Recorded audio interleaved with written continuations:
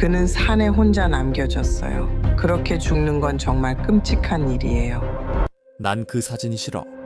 1999년 5월 13일 한 등반가가 회기 시간을 훨씬 넘긴 채로 아직도 에베레스트 산을 오르고 있습니다. 모든 전문 가이드가 알고 있는 규칙은 고객의 생명을 지키기 위해 존재합니다. 그의 가이드 회사는 나중에 날씨가 문제였다고 말할 것입니다. 그들은 상황이 갑자기 악화됐고 아무도 할 수 없었다고 말할 것입니다. 하지만 그런 말들은 등반 기록이나 산소 기록, 그리고 그날 다른 등반가들이 보고한 내용과는 일치하지 않습니다. 오직 한 사람만이 살아서 내려오고 세상이 듣게 되는 유일한 설명은 등반을 주관한 같은 회사에서 나옵니다. 그 후 25년 동안 한 가족은 아들이 어떻게 죽었는지 이해하려 애쓰지만 중요한 세부 사항들은 조용히 사라집니다. 이것은 마이클 매튜스의 이야기이자 왜 많은 이들이 한 가이드 회사가 에베레스트에서 실제로 있었던 일을 은폐했다고 믿는지에 관한 이야기입니다. 익스트림에 오신 것을 환영합니다. 사랑하는 사람이 의문의 상황에서 죽으면 의심은 자연스러운 반응입니다. 질문은 계속 늘어나고 공식적인 설명은 맞지 않으며 일부 가족들은 진실을 찾으려 수년 또는 수십 년을 보내기도 합니다. 마이클 매튜스는 1999년 런던에서 22세의 옵션 트레이더였습니다. 그는 금융지구의 트레이딩 데스크에서 일했습니다. 수백만 달러의 가치를 가진 결정을 내리는 그런 종류의 직업이었습니다. 점심시간 전부터 그는 큰 돈을 벌고 있었고 젊고 야망 있는 전문가들이 꿈꾸는 삶을 살고 있었습니다. 마이클은 아버지인 데이비드 매튜스로부터 돈이 아니라 추진력을 물려받았습니다. 데이비드 매튜스는 스스로 억만장자가 된 인물로 자동차 정비공의 아들에서 전설적인 호텔의 소유주로 성장한 사람이었습니다. 그리고 그 추진력, 안주하지 않으려는 태도, 스스로에게 무언가를 증명하고자 하는 열망, 마이클은 이 모든 것을 지녔고 그것이 등반에서 드러나기 시작했습니다. 그의 집착은 10대의 기숙학교 시절에 시작됐습니다. 그의 교육에는 영국 청소년들이 탐험을 통해 인성을 기르는 에딘버러 공작상 프로그램이 포함되어 있었습니다. 이 프로그램은 자원봉사와 필수 하이킹 등 이력서에 도움이 되는 활동을 포함합니다. 마이클은 스페인 피레네 산맥을 여행했습니다. 이 프로그램은 이력서에 도움을 주려 했지만 마이클은 산에 빠졌습니다. 마이클은 여행 후 산을 연구하고 유명한 등반가들 책을 읽고 싶어하는 열정을 갖게 됐습니다. 그리고 마이클이 학교를 졸업할 즈음에는 진짜 산을 오르기로 결심했고 그의 첫 번째 목표는 킬리만자로 산이었습니다. 해발만 9,400피트에 달하는 산이죠. 많은 사람들이 킬리만자로 등반을 버킷리스트에 두고 오랜 시간 돈을 모읍니다. 가이드 트레킹을 예약해 일주일간 등반하고 정상에서 사진을 찍은 뒤 저녁 파티에서 추억을 나누며 집으로 돌아옵니다. 마이클에게 킬리만자로는 단지 시작이었고 그는 등반을 위해 태어난 것이 증명됐습니다. 마이클은 정상 등정에 성공했고 런던으로 돌아오자마자 바로 다음 등반을 계획하기 시작했습니다. 이번에는 스위스 알프스가 도전이었습니다. 이번에는 아이스 X, 크램폰, 그리고 로프를 사용하는 기술 등반이 포함되었습니다.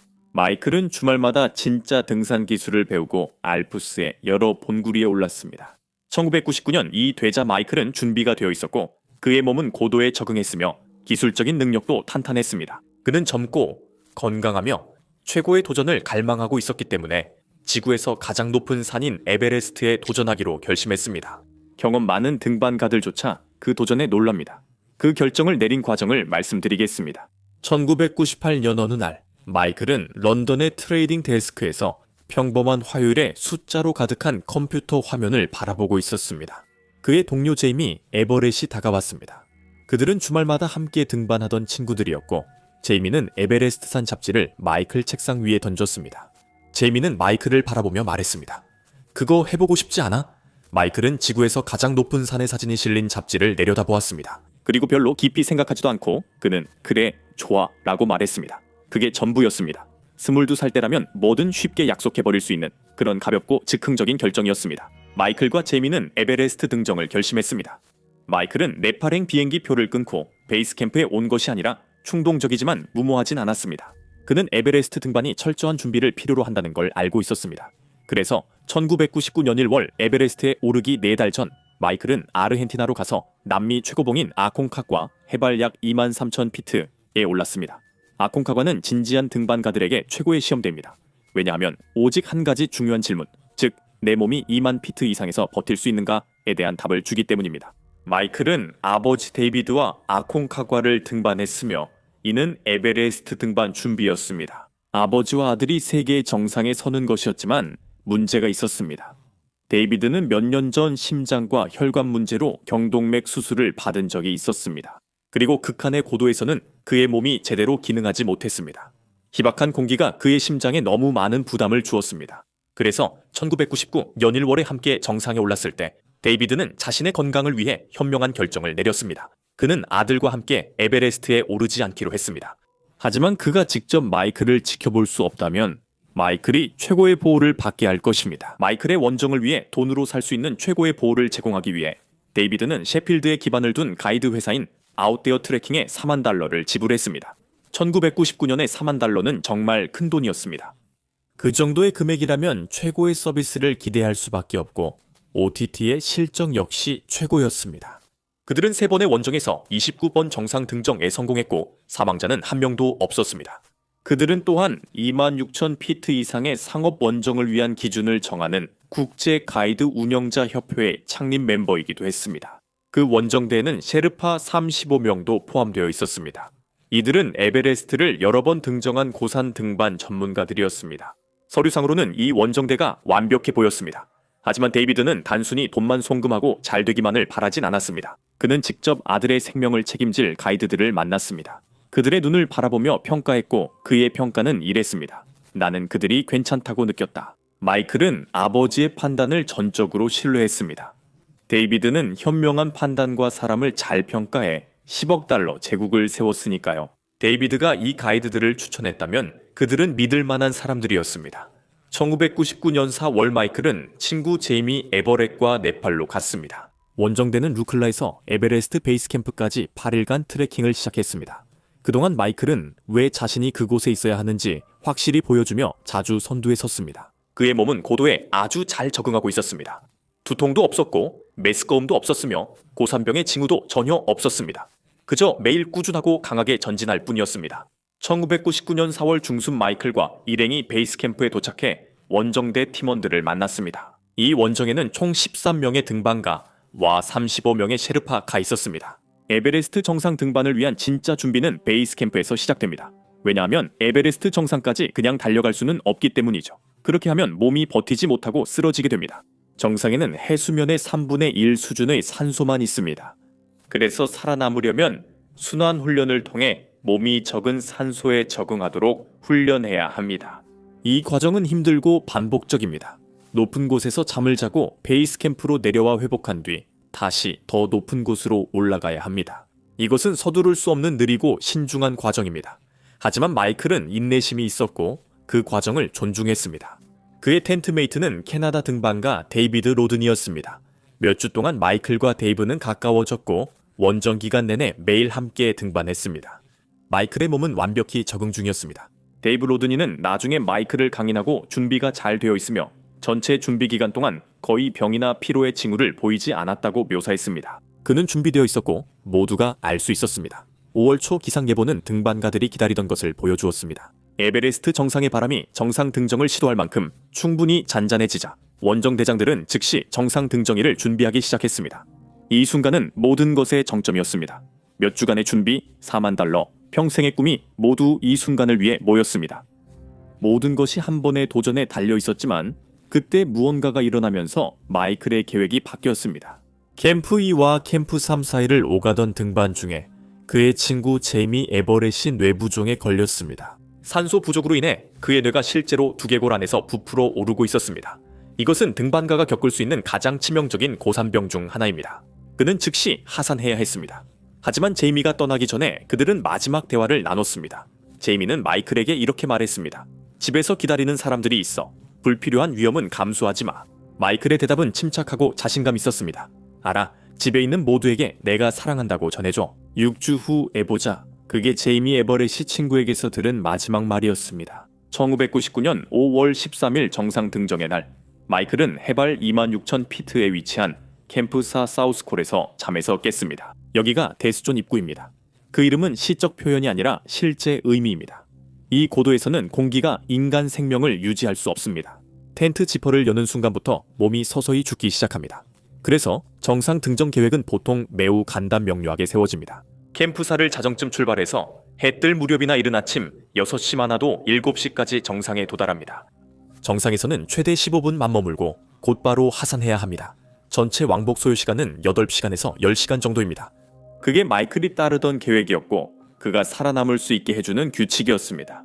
하지만 1999년 5월 13일 처음부터 뭔가 잘못됐습니다. 마이클은 가이드 마이크 스미스와 새벽 1시쯤 등반을 시작했고 1시간 후 마이클의 발걸음이 느려지기 시작했습니다. 한 걸음 한 걸음이 힘들었고 고도가 압박하기 시작했습니다.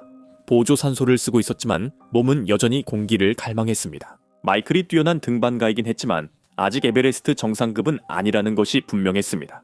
하지만 그는 한 걸음씩 계속 올라가며 천천히 정상에 가까워지고 있었습니다. 몇 시간이 지나자 원정대의 다른 등반가들은 더 빠르고 힘차게 앞으로 나아갔고 마이클과 마이크는 주 그룹에서 점점 더 뒤처지게 되었습니다. 실제로 등반 도중 어딘가에서 선두 셰르파인 락파길루가 마이클에게 다가왔습니다. 그는 이 산에서 가장 경험이 많은 셰르파 중 한 명이었습니다. 에베레스트 정상에 여러 번 오른 남자였습니다. 그는 마이클을 한쪽으로 불러내어 직접 말했습니다. 너무 느리게 움직이고 있어요. 돌아가야 합니다. 계속 가는 것은 안전하지 않습니다. 그 의미를 생각해보세요. 수십 년간 에베레스트를 경험한 셰르파가 등반객이 정상에 오르면 급여를 받는 그가 당신에게 하산하라고 한 것입니다. 그건 단순한 제안이 아니라 전문가로서 생명을 구하는 결정입니다. 그러나 서양 가이드들은 셰르파의 경고를 무시하고 마이클에게 정상까지 계속 오르라고 했습니다. 정상은 가까우니 조금만 더 가면 된다고 했습니다. 상업적인 에베레스트 등반에서 중요한 점은 고객을 되돌리는 것이 단순히 정상 등정 실패를 의미하는 것이 아니라는 겁니다. 그것은 돈을 내고 온 고객에게 왜 그들의 꿈을 이루지 못하게 막았는지 설명해야 한다는 뜻이기도 합니다. 그리고 평판이 모든 것인 이 업계에서 그런 대화는 경력을 끝낼 수도 있습니다. 게다가 마이클은 이미 정상에 가까이 있었습니다. 그는 느렸지만 강인하고 결단력이 있었습니다. 그래서 마이클은 한 발 한 발 천천히 그리고 체계적으로 계속 올라갔고 점점 더 높이 올랐습니다. 태양이 하늘에 떠오르고 시간이 흘러가는 동안 한편 마이클의 텐트메이트인 데이브 로드니는 더 일찍 정상 등반을 시작했습니다. 그는 더 빨리 움직였고 오후 2시쯤이었다. 데이브는 이미 정상에서 하산하고 있었고 힐러리 스텝에서 아직 오르고 있던 마이클과 마주쳤습니다. 힐러리 스텝은 정상 근처에 80피트 높이의 거의 수직이 난 벽과 얼음벽입니다. 데이브는 내려오다 마지막에 마이클과 눈을 마주치고 엄지손가락을 들며 손을 흔들었습니다. 그 이후 일어난 일들은 오랫동안 논쟁이 되었습니다. 마이클은 계속 올라가고 그날 오후 4시쯤 내려오기 시작했어야 했던 시간보다 16시간이 훨씬 지난 후에야 마이클 매튜스는 마침내 에베레스트 정상에 도달했습니다. 그는 그곳의 어려움에도 불구하고 해냈습니다. 그는 지구상에서 가장 높은 지점 해발 29,000피트에선 가장 어린 브릭이었습니다. 이것은 그가 훈련해온 모든 것이었고 그 잡지가 그의 책상에 놓인 이후로 꿈꿔왔던 모든 것이었습니다. 그리고 이제 그것이 현실이 되었습니다. 정말 놀라운 성취였습니다. 마이클은 위성전화로 집에 전화를 걸었습니다. 그의 목소리엔 기쁨과 승리감이 넘쳤고 그는 특별한 성취를 이뤘습니다. 그는 사진도 찍었고 에베레스트 정상에 오른 등반가가 하는 모든 것을 했습니다. 마이클 옆에 가이드 마이크 스미스가 있었습니다. 그는 시계, 하늘, 산소 게이지를 확인하며 두려움을 느끼기 시작했습니다.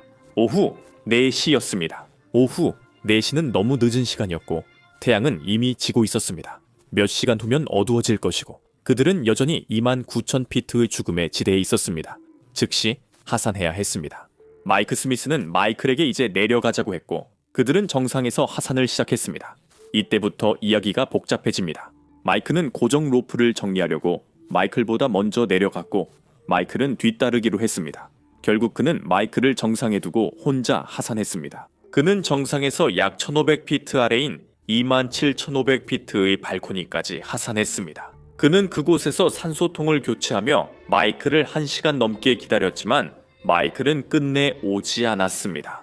그는 곧바로 캠프사에 있던 수석 가이드 닉 게키스에게 무전으로 상황을 알렸고 마이클이 정상과 발코니 사이 어딘가에서 실종되었다고 전했습니다. 그리고 케키스는 결정을 내렸습니다. 그는 마이크에게 구조 시도를 할 수 없다고 말했습니다. 이미 너무 늦었기 때문이었습니다. 설상가상으로 날씨가 나빠지기 시작했고 곧 눈보라가 몰아칠 예정이었습니다. 다시 올라가는 것은 너무 위험했기 때문에 마이크는 자신의 클라이언트 없이 캠프사로 하산했습니다. 다음날 아침 5월 14일 가이드들은 매튜스 가족에게 아들에게 일어난 일을 설명하며 이야기를 들려주었습니다.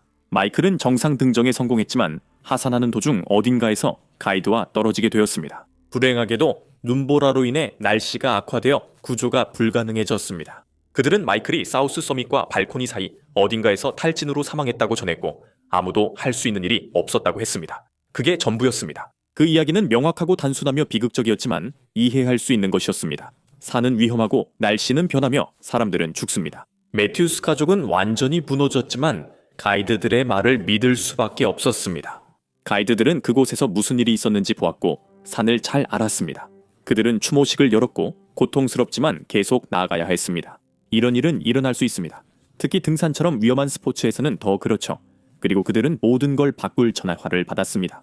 마이클이 사망한 지 2달 후인 1999 연칠 월존 크렐린이라는 남자가 데이비드 매튜스에게 전화를 걸었습니다. 존은 같은 오버 더 톱 원정대에 있었고 고소 적응 훈련 동안 마이클과 함께 등반했습니다. 마이클이 사라졌을 때 존은 베이스 캠프에 있었고 가이드들이 언급하지 않은 정보를 갖고 있었습니다. 존은 데이비드에게 말했습니다. 산소 장비에 문제가 생겼고 여러 등반가들이 산소 시스템에 문제를 겪었습니다. 그들의 산소통이 제대로 작동하지 않았습니다. 데이비드 매튜스는 충격을 받았습니다. 가이드들은 장비 문제에 대해 한 번도 언급하지 않았고 데이비드는 산소가 고장났던 건 아닐까 스스로에게 질문하기 시작했습니다. 그게 마이클이 왜 그렇게 천천히 움직였는지 설명해 주지 않을까요?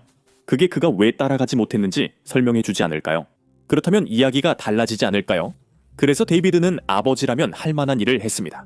그는 직접 조사에 나섰습니다. 그는 함께 원정에 참여한 등반가들에게 전화를 걸어 실제로 산에서 무슨 일이 있었는지 질문하며 이해하려 했고 알아낸 사실에 분노했습니다.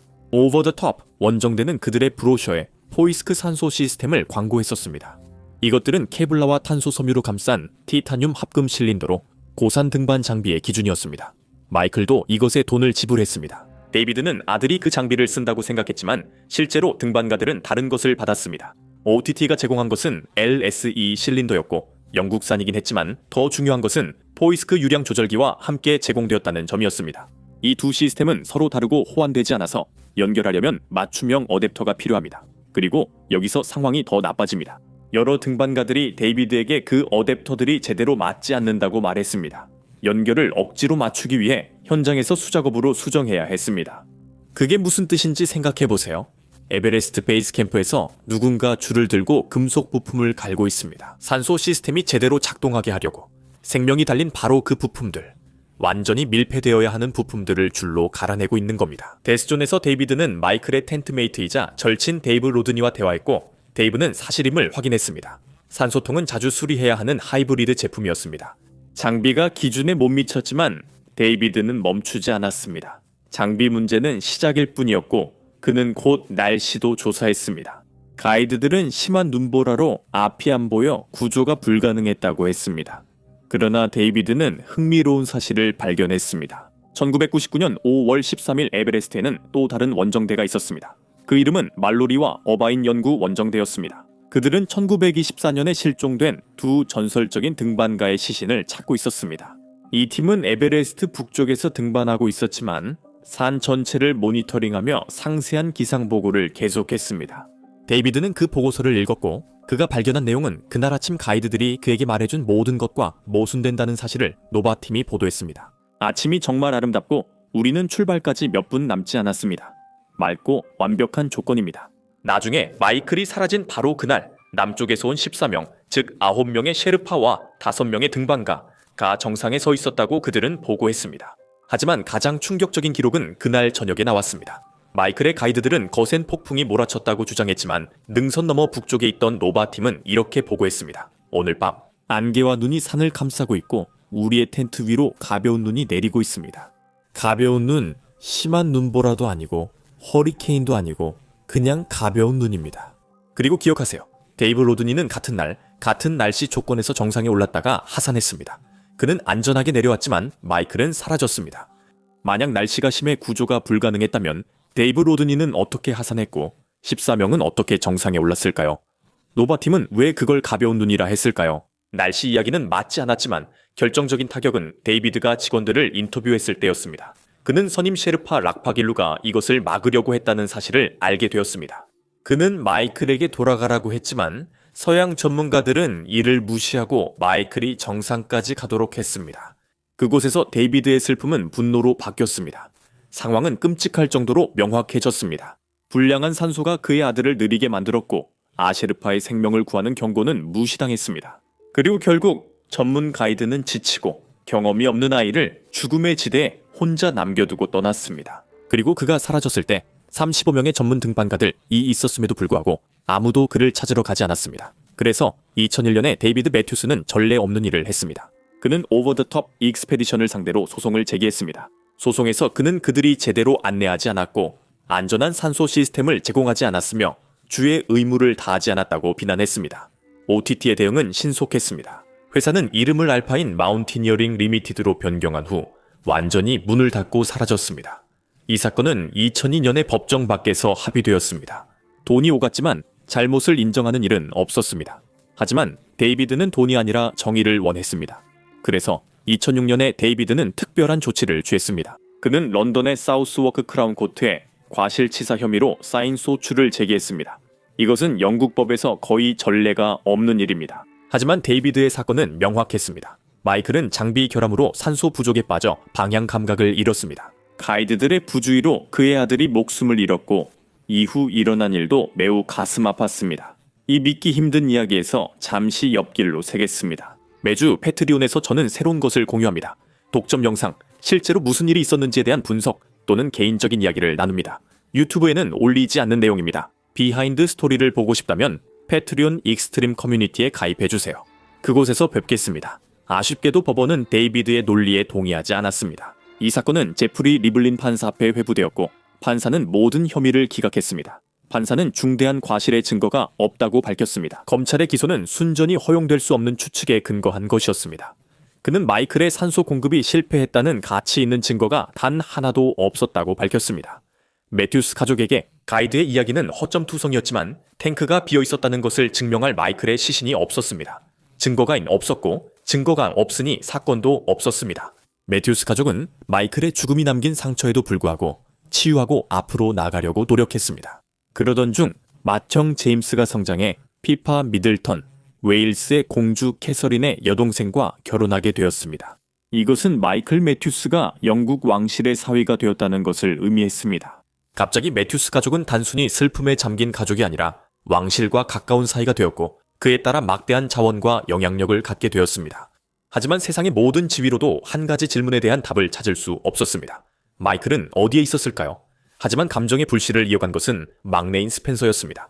마이클이 세상을 떠났을 때 그는 겨우 10살이었습니다. 그는 자라서 유명한 리얼리티 텔레비전 스타가 되었지만 카메라 뒤에서는 악몽에 시달렸습니다. 그는 형이 어둠 속에서 홀로 얼어 죽은 악몽을 떨쳐낼 수 없었습니다. 스펜서에 따르면 대부분 가족은 사랑하는 이를 만날 기회가 있지만 우리 가족은 그런 기회도 없었습니다. 우리는 수십 년간 무슨 일이 있었는지 궁금해하며 살았습니다. 2017년 마이클 사망 18년 후 매튜스 가족에게 모든 것을 바꿀 일이 일어났습니다. 한 등반가가 가족에게 사진 한 장을 보냈습니다. 그 사진은 에베레스트 남쪽 정상과 발코니 사이 빨간 정상복을 입은 시신이 찍혀 있었고 그곳은 가이드들이 마이클이 사망했다고 한 위치였습니다. 18년 동안 가족은 좌표와 소문에 의존해 살아왔습니다. 이제 그들은 시각적인 증거를 갖게 되었습니다. 만약 그를 찾을 수 있다면 마침내 그를 집으로 데려와 제대로 장례를 치르고 마침표를 찍을 수 있을 것입니다. 그 사진은 특히 스펜서에게 큰 영향을 미쳤습니다. 그는 도저히 포기할 수 없었고 그래서 동생을 집으로 데려오기로 결심했습니다. 하지만 스펜서는 등산가가 아니었기에 혼자 죽음의 지대로 올라갈 수 없었습니다. 텔레비전 인물인 그가 할 수 있는 일은 무엇이었을까요? 글쎄요. 그는 자신의 인맥을 활용했고 생존 전문가 베어 그릴스와 협력하여 디즈니 플러스에 다큐멘터리를 제안했습니다. 그 프로젝트의 제목은 마이클을 찾아서였습니다. 계획은 단순하지만 대담했습니다. 그들은 전문 탐사대를 지원하여 마이클이 사라진 지역을 드론과 첨단 기술을 이용해 수색하고 그의 시신을 찾아 집으로 데려오는 것이었습니다.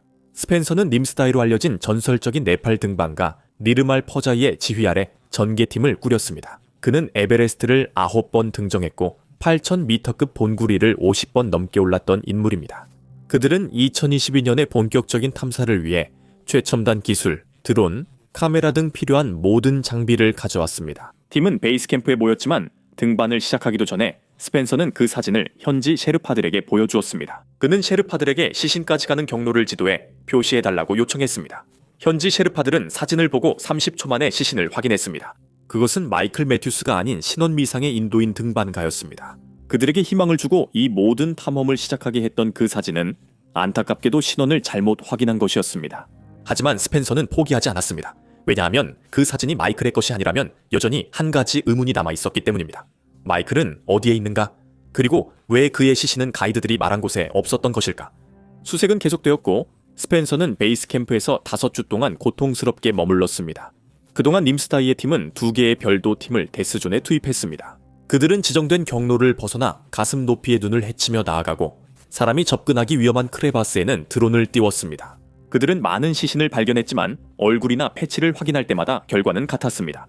마이클이 아니었습니다. 그들은 가이드들이 마이클이 사망했다고 주장한 좌표 주변까지도 수색했습니다. 그곳은 텅 비어 있었고 시신도 장비도 흔적도 없었습니다. 이로 인해 소름 끼치는 사실을 깨달았습니다. 가이드들이 틀렸거나 실제로 마이클이 어디서 사망했는지 전혀 몰랐고 가족에게 어떤 답을 주기 위해 위치를 지어냈다는 것이었습니다. 어떤 설명이 진실이든 결과는 같았습니다. 가족은 23년 동안 유령을 쫓아왔지만 산은 아무것도 내어주지 않았습니다. 팀은 2년 전인 2021년에 사망한 가이드 왕 도르시 셰르파의 시신을 발견했습니다. 그의 가족은 여전히 그를 기다리고 있었고 스펜서는 만약 마이클을 찾지 못하더라도 다른 누군가의 가족에게는 도움이 될 수 있다고 결심했습니다. 그래서 팀은 왕 도르시의 시신을 수습해 데스존에서 내려왔습니다. 또한 공식적으로 그의 시신을 네팔에 있는 가족에게 돌려주었습니다. 다큐멘터리에서 왕 도르시의 딸이 마침내 아버지를 다시 보게 되면서 무너지는 모습을 볼 수 있습니다. 그녀는 마침내 마음의 정리를 할 수 있었고 작별 인사를 할 수 있었습니다. 그것은 아름다운 순간이었지만 동시에 가슴 아픈 순간이었습니다. 스펜서는 그 가족에게 자신이 자신의 가족에게 줄 수 없었던 것을 주었습니다. 매튜스 가족은 추가적인 수색 임무를 시도하지 않기로 결정했습니다. 그것은 4만에서 7만 달러의 추가 비용이 들고 더 많은 위험을 감수해야 했기 때문입니다. 셰르파들의 생명도 위험하고 그를 찾을 수 있다는 보장도 없습니다. 하지만 마이클 매튜스에게 일어난 일은 한 번으로 끝난 일이 아니었습니다. 등반가가 아직 살아있었던 또 다른 에베레스트 사망사고가 있습니다. 구조 작업이 몇 시간 이어졌고 결국 그의 곁에 있던 사람은 2사람 모두 죽음과 한 사람만 죽음 중 선택해야 했습니다. 이 논란의 결정은 수년간 논의됐고 셰르파에 대한 시각을 영원히 바꿨습니다. 제 채널에서 인기 영상을 확인해 보세요.